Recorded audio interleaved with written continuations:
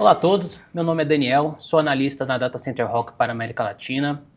Hoje eu tenho o prazer de receber aqui o Renan Alves, cofundador e hoje presidente da BDC, Associação Brasileira de Data Center. Renan, um prazer ter você aqui. Muito obrigado, Daniel, o prazer é meu. Maravilha, Renan. Você poderia compartilhar um pouco como que você chegou na indústria de data center e o que levou você a se tornar hoje o presidente da BDC? Bom, eu trabalho com a indústria de data center há mais de 20 anos. Eu comecei a minha carreira na parte de geração de energia na Estemac, Grupo Geradores, e de lá, desde o projeto Santander, depois eu fiz a startup de uma empresa belga chamada Eurodiesel, que hoje pertence a Rolls-Royce, e que é dedicada exclusivamente a Power Protection para o mercado de data center. Ali desenvolvemos grandes projetos também na América Latina e fui CEO Américas. Depois eu assumi uma outra empresa grande de porte de projeto de construção de data centers, a Mendes Roller, e até que eu decidi montar minha própria empresa especializada em data centers, que é o Boost Engenharia, onde a gente faz desde a parte de consultoria estratégica e até construções turnkey. E na associação, eu sou um dos fundadores da associação, né? Um dos idealizadores da associação. A associação começou em 2019, num evento que tinha aqui no Brasil, e que nós estávamos falando sobre, no painel, eficiência energética e como é difícil você melhorar um PUE sem um alinhamento da cadeia, né? Desde do ar-condicionado, elétrica e toda a cadeia de suprimentos que você tem envolvida para conseguir fazer aquilo lá, o dimensionamento de todos os equipamentos, eles precisam ser precisos e sem sobredimensionamentos ou confortos para conseguir ter uma eficiência de fato energética positiva. E ali a gente começou a discutir sobre realmente potenciais que a gente vê fora do Brasil, casos de sucesso que a indústria se reúne para conseguir brigar de fato e desenvolver. Então não só a questão de conhecimento, né, networking, para troca de conhecimento, como formação, né? Então a parte de recursos humanos é um gargalo para o crescimento de qualquer disciplina no mercado de data center. Daí também tem a questão de conversas com governos e tratativas, e tudo isso a gente compilou numa ideia, então, de montar uma associação brasileira de data centers para fomentar e desenvolver o mercado específico de data center no Brasil. Então, a partir dali, a gente reuniu alguns executivos que também compartilharam da mesma ideologia, gostariam de fazer parte disso e devolver esse conhecimento que a gente aprendeu individualmente, cada um na sua indústria, né, para a sociedade. Então, é uma organização sem fins lucrativos, onde todos os diretores eles não são remunerados, e nenhum dos conselheiros também. É uma associação feita por associados para os associados. Então, a gente tem um time, obviamente, lá, que faz toda a parte nossa de operacional e etc., e eu me tornei presidente justamente por o momento que nós vivemos no mundo. Eu quis fazer parte mais de uma forma de liderança para a gente conseguir transformar o Brasil num principal ramo de data center do mundo, ou um dos principais, aliás, do mundo, né? E dada as oportunidades que a gente está vendo recentemente. Então esse foi o meu realmente chamado, é isso que eu acredito. Acho que nós temos a capacidade total de fazer isso, e é por isso que me envolvi na associação até agora e a gente está tocando a 100 por hora aí. Não, show de bola. O Renan assumiu tem uns 6 meses? Setembro, né? Setembro, já tem aí uns 5, 6 meses e o Renan tem feito um trabalho excepcional aí com a BDC. E aproveitando o gancho, eu queria ver a sua opinião sobre como você pensa no mercado brasileiro de data center hoje, os desafios, as tendências, as oportunidades.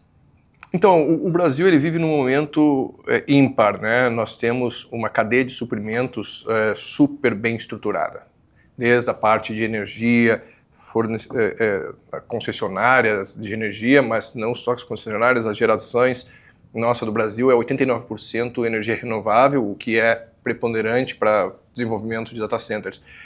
A partir daí, então, nós temos uma cadeia desde projetistas, construtoras, fornecedores de qualquer tipo de equipamento e com um conhecimento muito grande, né? Operadoras brasileiras que desenvolveram projetos da América Latina inteira são brasileiras na sua grande maioria.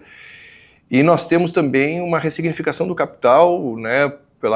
quase todos os operadores que hoje pertencem a grandes conglomerados financeiros ou fundos de investimentos, que eles têm uma capacidade também financeira para fazer esse desenvolvimento.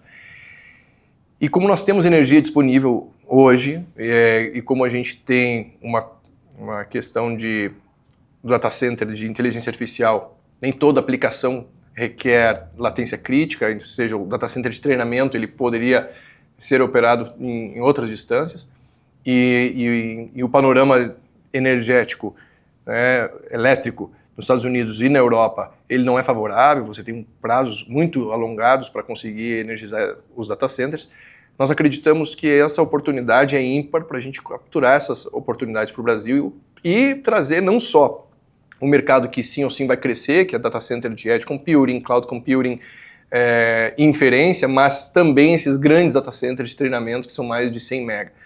Então, hoje a gente tem no sistema elétrico brasileiro ociosidade de energia, né? Alguns gigas e vários gigas, quase 30 gigas de projeto aprovado que não foram implementados por uma questão de falta de demanda. Então, esse é o cenário que a gente está atualmente. Ainda tem, né, o offshore wind, que a gente ainda não aprovou, né, não regulamentou e tem uma oportunidade gigantesca ainda nesse campo. Sem dúvida. A questão de toda a nossa costa, ela é muito grande, mas o importante é conseguir balançar também essas fontes renováveis de forma que são intermitentes com outras fontes que operam 24/7 para conseguir atender o mercado de data center, né? Então hoje o nosso gargalo, eu diria que o maior desafio é a parte de transmissão. Então nós temos capacidade de geração, então nós temos que agora conseguir fazer com que a energia chegue onde os data centers mais querem, que é no estado de São Paulo, né? Exato. Aqui no Sudeste, pelo menos, mas alternativamente eu vejo com bons olhos também o desenvolvimento de outras regiões como o da Nordeste, Sul do país ou outros estados que têm realmente uma disponibilidade elétrica na linha de transmissão capaz de atender esses grandes projetos. Maravilha. Aproveitando o gancho da oportunidade brasileira, a Argentina tem investido fortemente em se tornar a capital da inteligência artificial, e o Chile também anunciou o Plano Nacional de Data Center. Você entende ainda que o Brasil reúne condições favoráveis para atrair todo esse investimento e mais? Você acha que esse ônibus, esse trem já passou ou a gente ainda tem tempo de pegar essas oportunidades? E sobre a América Latina, não tenho dúvida que o Brasil é o favorito, né? Vocês sabem melhor que todo mundo que é mais da metade da carga instalada na América Latina está no Brasil. Então, quando você fala em densidade de data center, a gente já tem uma demanda reprimida para cloud computing e outras aplicações. Quando a gente fala de data center de treinamento, a nossa energia também ela é mais barata, ela é renovável, o que a gente não vê essa situação nos outros países da América Latina com a proporção que a gente vê no Brasil. Além disso, a nossa indústria, como eu falei, cadeia de suprimentos, ela é muito mais estruturada que as demais e nós temos uma ociosidade elétrica e uma capacidade de crescimento enorme em relação aos outros países. Quanto à Argentina, acho que é um caso que os data centers que lá estão não tem nenhum data center de grande porte ainda, de 10 MB, por exemplo, não tem nenhum. Não. E aqui no Brasil nós temos vários campos. Acho que Chile tem um campus bem razoável, acho que é o segundo ou terceiro polo da América Latina, acho que se vem Brasil, depois México, depois eu diria que é Chile. Mas ainda eles têm um gargalo de energia muito grande, e além da questão que seria exclusivamente exportação. Enquanto país, o Brasil tem 230 milhões de habitantes que são produtos também para outros tipos de aplicação. Então o time já virá aqui sim ou sim para o Brasil, seja para cloud computing, para edge, para as aplicações, em função da nossa renda, do nosso PIB. Então nós entendemos que é realmente no-brainer quando a gente pensa numa questão incremental de produtos para os grandes hyperscalers. Exatamente. Algo que poderia aí dar um boost na nossa economia de data center seria uma ajuda tributária do governo. Como que a ABCD tem se relacionado com o governo e quais são as políticas que a gente pode ver aí acontecendo no futuro? Perfeito. Existem algumas questões que para nós são extremamente importantes. A gente elencou 3 pontos cruciais que é para a gente conseguir realmente ser um grande player de data centers. O número 1, ele não é esse. Eu diria por ordem, ele seria a questão de tempo de conexão ao sistema primário. Então hoje você tem uma resposta muito rápida nas distribuidoras de energia, mas quando você tem uma demanda maior do que a distribuidora consegue atender, que é o caso no data center de treinamento, você precisa ir acessar o sistema básico. E o sistema básico ele precisa ele é regulado pela ANEEL.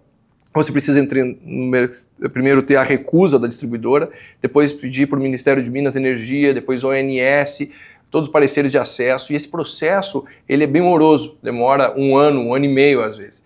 Então muitas empresas já começaram a fazer isso e etc. A própria ANEEL está trabalhando, a gente tem uma frente com o governo em todas essas frentes, junto com a EPE, a ONS, o Ministério de Minas e Energia e a ANEEL. Temos dialogado bastante com eles e saiu uma consulta pública no ano passado justamente para conseguir a ANEEL reestruturar esse processo para a indústria de data center especificamente, que ela tem um dinamismo diferente. Então a gente deve ter aí nos próximos meses saindo uma nova regulação da ANEEL sobre esse primeiro ponto. Então a gente precisa rápidos acessos, conexões ao sistema básico. É importante mencionar, né, que o Sistema Nacional Brasileiro de Energia ele é interconectado. Exato. Então, enquanto as cargas eram pequenas, de 1, 2 megas, não abalava o sistema como um todo. Mas agora com os players pedindo aí 100, 200 megas, a ANEEL, a ONS precisa aí balancear o sistema para não desequilibrar. Exato. A grande questão é a capacidade de transmissão. Então, eu diria que até 50, 80 mega de um campus a gente consegue fazer com as distribuidoras. Mas quando você que é acima disso, sabe, 100, 200, 300, 400 megas, você precisa se tornar um grande consumidor, né? Então esse mercado é um pouco diferente. E isso, é claro que a tese pode ser atendida às vezes por um campus que tem subestações distintas, ainda com a distribuidora, mas isso é um ponto importante. Então, tempo de conexão com a energia. Segundo ponto importante é a questão tributária que você mencionou. Então a gente tem um sistema tributário que principalmente no recheio do data center, nós queremos uma isenção tributária na questão das GPUs. E nós temos dialogado muito com o Ministério tanto com o MDIC como o MCTI, mas principalmente com o Ministério da Fazenda.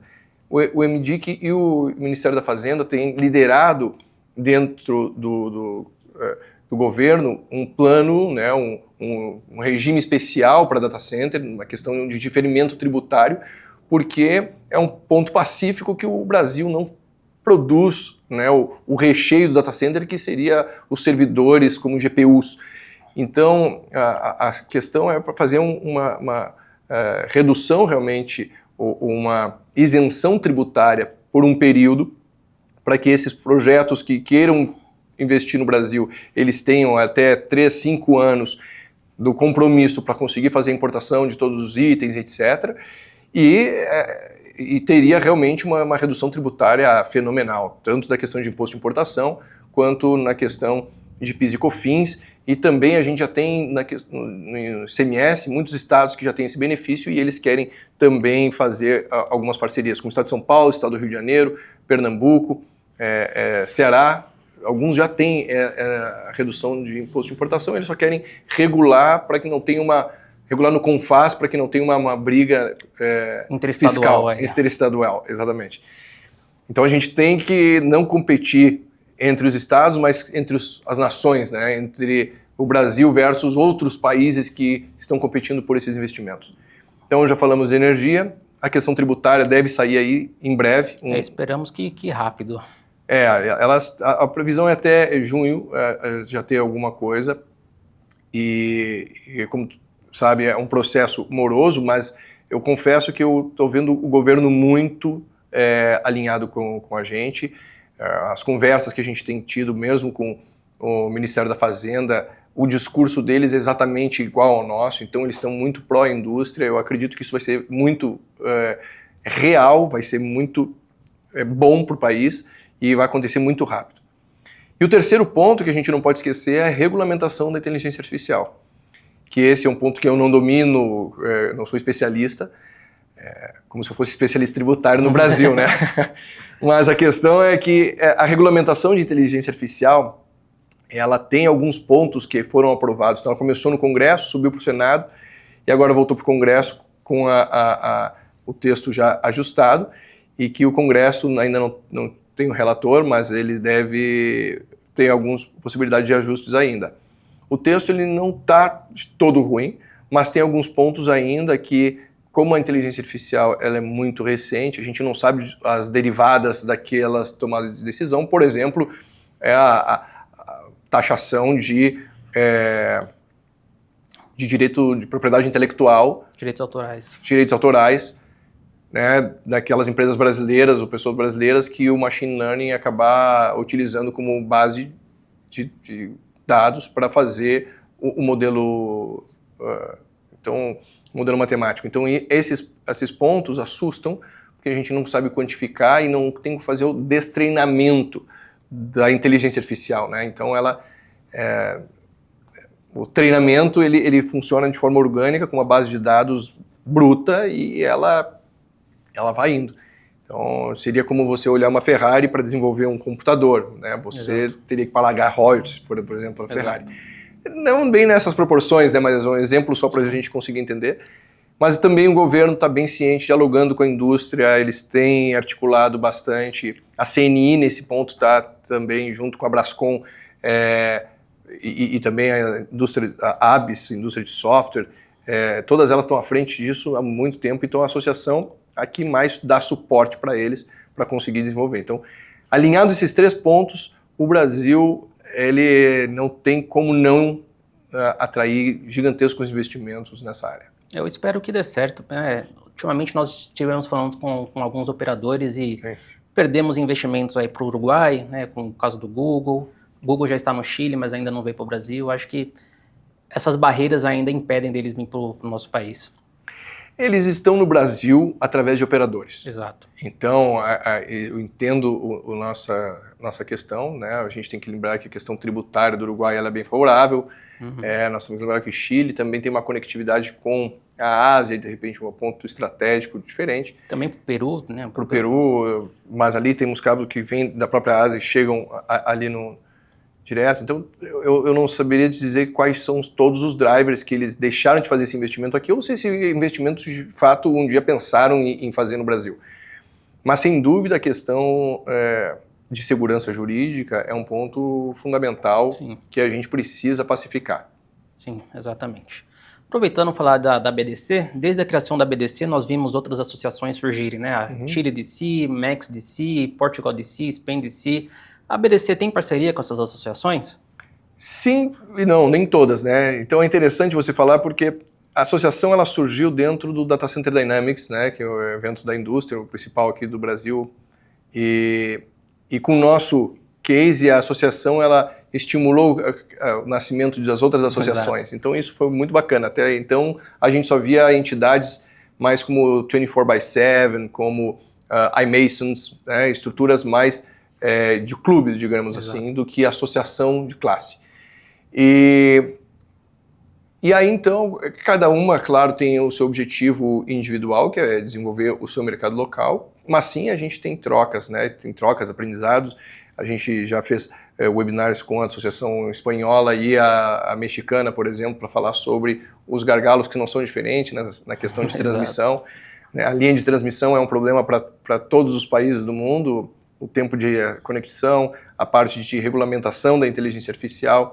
E muitos outros países a gente vê ainda o mercado de data center ser confundido com crypto mining, que não tem valor agregado, né? Então a associação ela também faz essa distinção. Nós não temos associados que são da indústria de cripto, né?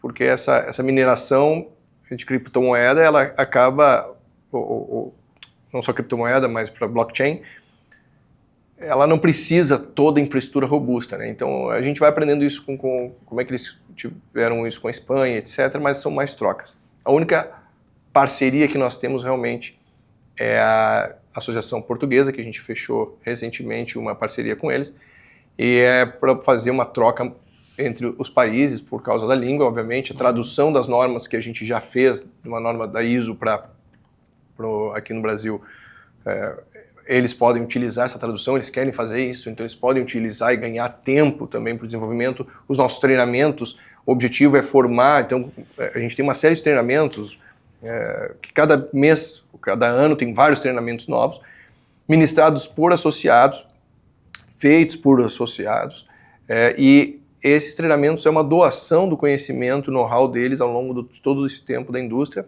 e que nós temos formado já milhares de pessoas através dos nossos cursos. E esses treinamentos, eles também têm interesse em desenvolver lá, porque não é diferente do Brasil. Portugal tem um problema de recursos humanos, que é o principal gargalo que eles têm para desenvolvimento. E, inclusive, aí nós temos uma briga positiva, mas seria assim, bom, se nós pudéssemos ainda, eles gostariam de contratar brasileiros para operar os data centers lá fora. Eu falo, cara, já estamos precisando aqui. Então, mas é uma questão bem positiva para a gente conseguir juntos desenvolver. Maravilha, Renan. Bom, foi isso, pessoal. Agradeço a atenção de todos. Foi um prazer, Renan, ter você aqui e até a próxima. Prazer é meu. Muito obrigado.